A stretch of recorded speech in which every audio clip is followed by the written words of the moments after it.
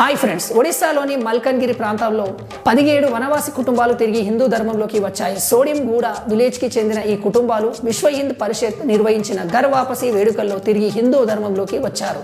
వనవాసి ఆచారాలను పాటిస్తూ వారు తిరిగి హిందుత్వాన్ని స్వీకరించారు.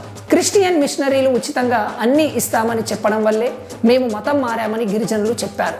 హిందూ ధర్మాన్ని వదిలేస్తే జబ్బులన్నీ మాయం అవుతాయని మమ్మల్ని తప్పుదోవ పట్టించారని అన్నారు. అలాగే పేదరికం నుంచి కూడా బయటపడతారని, ఆర్థిక పరిస్థితులు మెరుగవుతాయని కూడా చెప్పారన్నారు.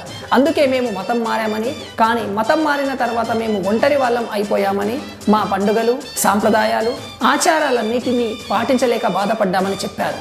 ఘర్ వాపసీ కార్యక్రమాల ద్వారా విశ్వ హింద్ పరిషత్ హిందూ ధర్మం గొప్పతనం గురించి గిరిజనులకు చెబుతున్నారు. మత మార్పిళ్లను అస్సలు ప్రోత్సహించకూడదని, అలాంటి సమావేశాలేవి గ్రామాల్లో జరగకుండా జాగ్రత్త పడాలని చెప్పారు. అనేక ప్రలోభాలకు మిషనరీలు గురి చేస్తాయని, మన మూలాలు, సంస్కృతుల నుంచి దూరం చేయడమే వారి లక్ష్యమని, అందులో చిక్కుకోవద్దన్నారు.